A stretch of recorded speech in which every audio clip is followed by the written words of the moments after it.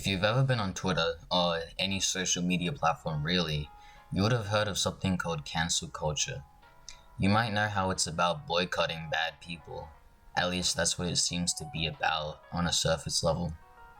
But what really is cancel culture? How is it affecting society? And why does A-list comedian Dave Chappelle believe that it's killing comedy? To know all that, we first need to understand what cancel culture is. Wikipedia defines cancel culture as a modern form of ostracism, where someone is pushed out of social or professional circles, whether it be online, on social media, or in person.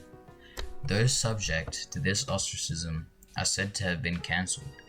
Although the reason for someone getting cancelled can vary, a lot of the times when it comes to celebrities, it's for doing or saying something that is considered offensive towards a certain race, gender, culture, sexuality, etc.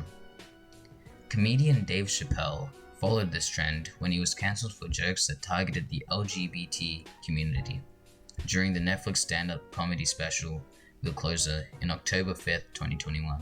A lot of the LGBTQ community doesn't know the baby's history. He's a wild guy. He once shot a and killed him in Walmart. Oh, this is true. Google it. The baby shot and killed in Walmart in North Carolina. Nothing bad happened to his career.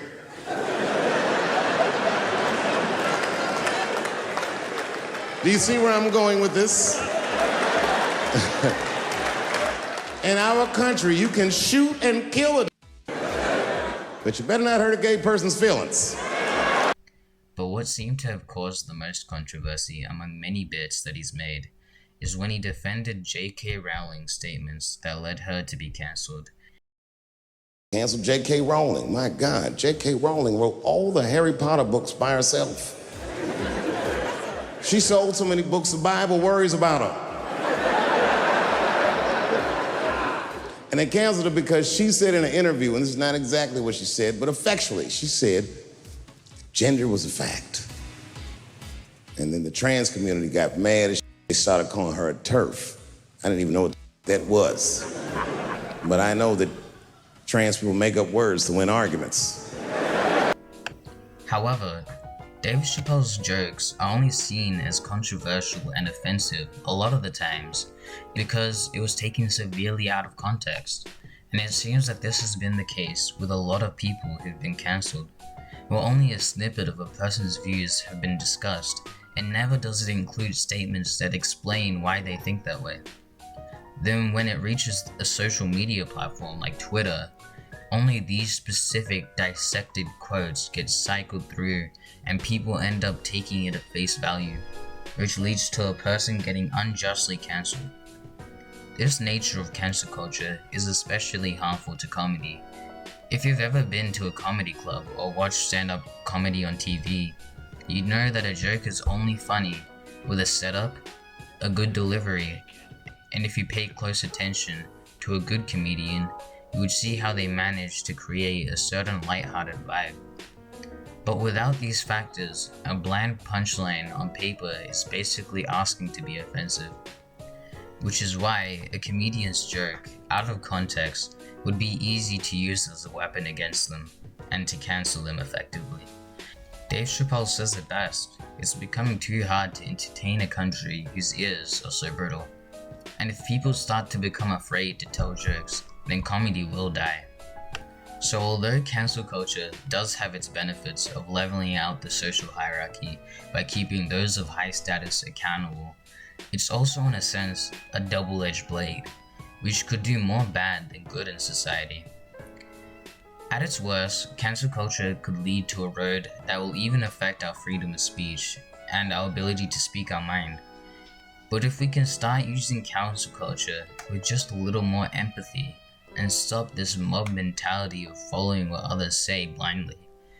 Instead, spend time forming your own opinion through your own research of the person. Remember to always look for context because it can change a lot.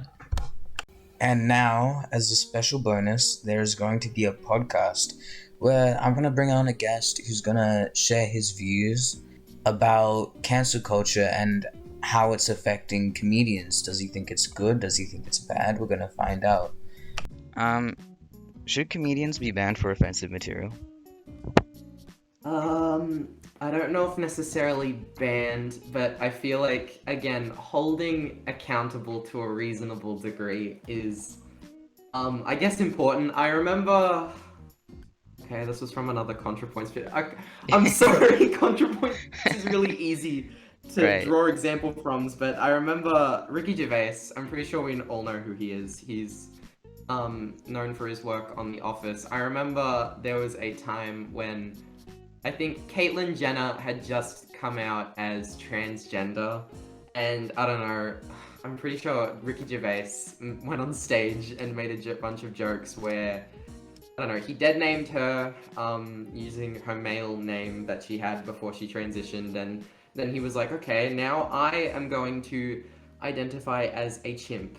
I am a chimp now. You cannot call me anything else. I am a pre-op chimp, obviously, before my operations, but I'm a chimp now. You cannot call me Ricky Gervais anymore, and overall, it was sort of just in bad taste, and I don't know, it felt a little bit bigoted, but I don't know. I don't think you should necessarily discredit some of his works, like The Office, which people still... I'm talking about the UK Office, by the way, but I don't know, people still really like and enjoy the UK Office, but maybe it would have been... There is a UK Office, I'm pretty sure. Yeah, it was before the US one with Steve Carell. And I don't know, I guess it would have been fair to go, hey, Ricky, kind of a low blow, don't you think? Like, damn.